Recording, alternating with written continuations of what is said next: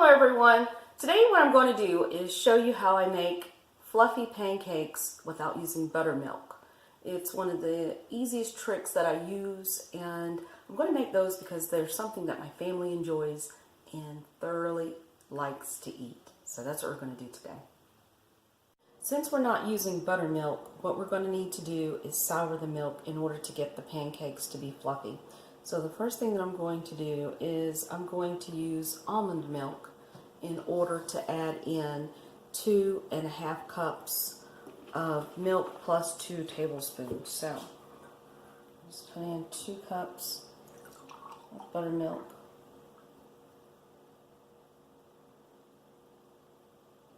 So I'm going to have to open up another pack.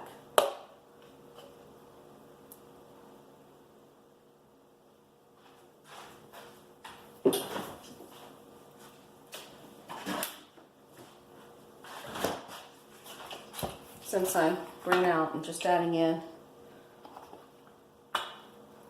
more milk. Okay.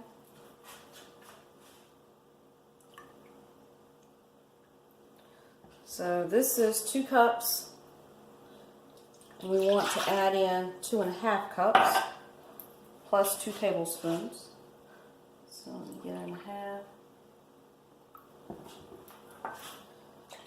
And the way I normally do it is, sometimes if I don't have a tablespoon on hand, I just grab a larger size spoon like this and just measure it out.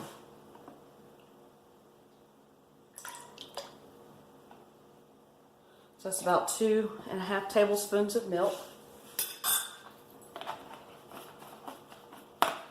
And then we're going to add in 1/4 cup and 3 tablespoons of white vinegar. And so for that, I prefer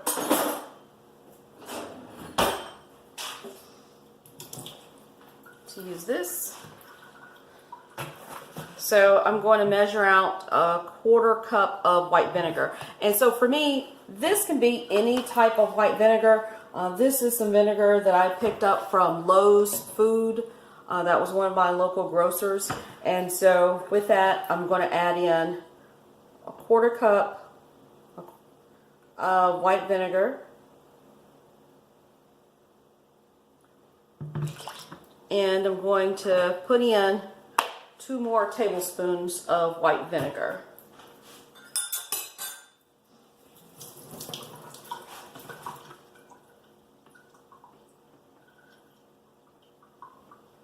So it's 1. And that's about 2. So all I do with this, you can see, it will begin to curdle in a little bit. And so I stir it in like this. And now what I'm going to do is let this sit for about 5 minutes. And you can see it's starting to separate the milk from the vinegar. Okay, so we can see at this point that the milk has separated from what we originally had. I put in the vinegar. It's been 5 minutes. And so I'm just going to stir this a little bit. The next thing I'm going to do in order to make these fluffy pancakes is I'm going to add in the 3.5 cups of all-purpose flour. I'll just stir that in.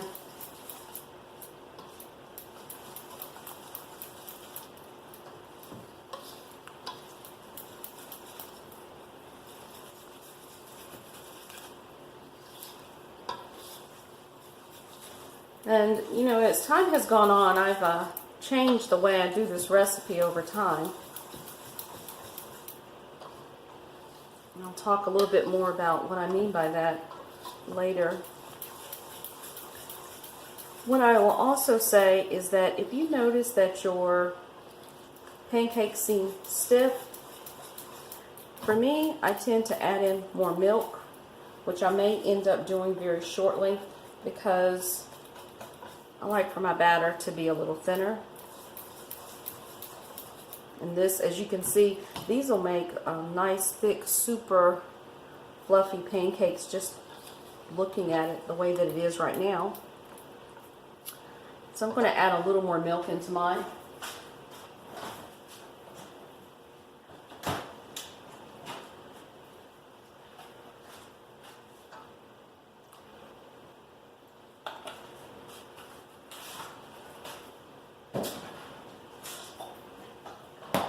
I don't have an amount that I've measured out for that because I really play it by ear.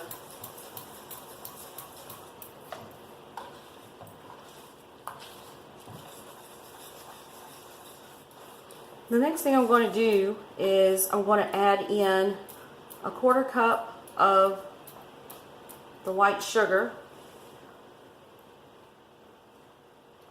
Stir that in.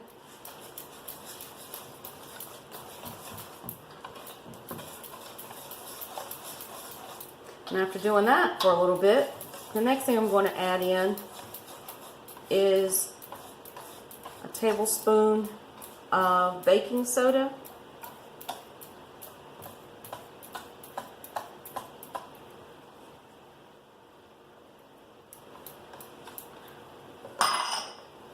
I'll add in next, after stirring this in a little bit, I'll go ahead and put in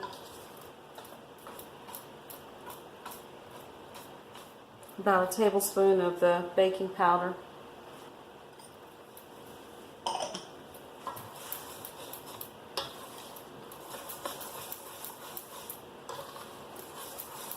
And after getting that in a little bit, the next thing we're going to add in is 1 3/4 cups of salt.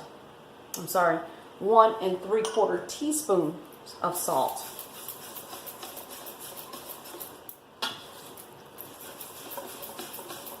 Okay.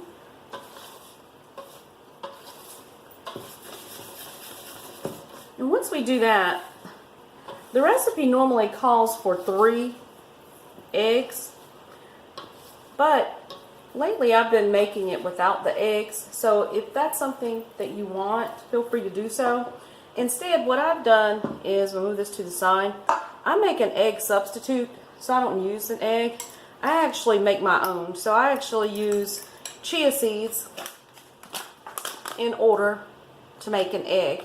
So in my family, what we do is for every 1 egg, we substitute 1 tablespoon of chia seeds and add in 3 tablespoons of water. More specifically, we use distilled water. I have a separate video on the channel. I'll provide a link down below so you can go to take a look at the video that shows you how to make the egg substitute. And you can see that that's thick, just like an egg. So this is something that I've started doing recently. So all I'm going to do, I just want to make sure I get all the gel chia seeds together. I know that some people might have allergies, and so there are others that may prefer to substitute an egg with the chia seeds. I know I do, and I'm amazed at how wonderful these pancakes still come out or end up being. So all I'm going to do is stir this in.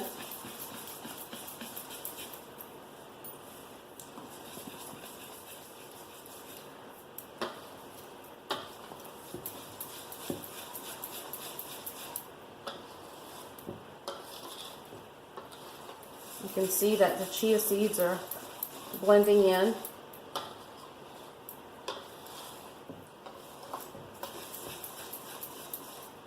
And that's what the batter, just to give you an idea of what that batter looks like. Okay. And now it's time to put some oil in a skillet and begin the cooking process. My goal here is to make at least 10 servings of these pancakes. I'm going to use a small batch. I don't know how many I'll end up with. It will vary, but I should have enough for at least 10. To get started with this, one of the first things I'm going to do is turn my oven on to high, and with that, let's see, okay, I'll make sure you get, you can see what's going on here, and at the same time I'm trying to be safe. So I'm using a non-ceramic stick pan, and I'm going to put the pancake batter beside me. What I normally like to cook with, and it varies, it depends on how I feel and what day it is, I don't cook with canola oil or vegetable oil or sunflower oil. Those are just personal choices that we made as a family many years ago. But I do use grapeseed oil, and typically I get this from Trader Joe's. When I run out, sometimes I get it from Harris Teeter, which is a lot closer to me. So what I'm going to do is just add in a little bit of oil just to coat the bottom. I find that the pancakes tend to cook better with this. The second thing I'll say is this is my first time cooking in the non-stick pan. I'm used to using Calphalon pans, so with that type of metal it sticks a little bit sometimes, and so these I'm expecting to slide off. So once this oil heats up, then we'll move forward with putting the batter into the pan.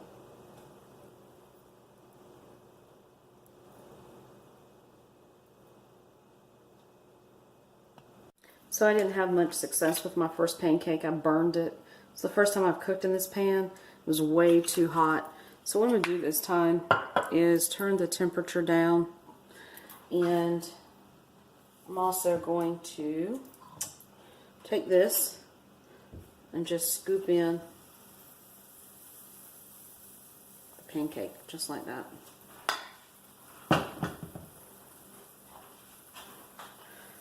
For me, the most important point is making sure the edges have oil around them. And as it spreads, you can see the oil's moving around. We'll turn this up just a little bit. At least it's not as hot as it was a few minutes ago. And of course I can tell because the edges start to darken more quickly than I'd like.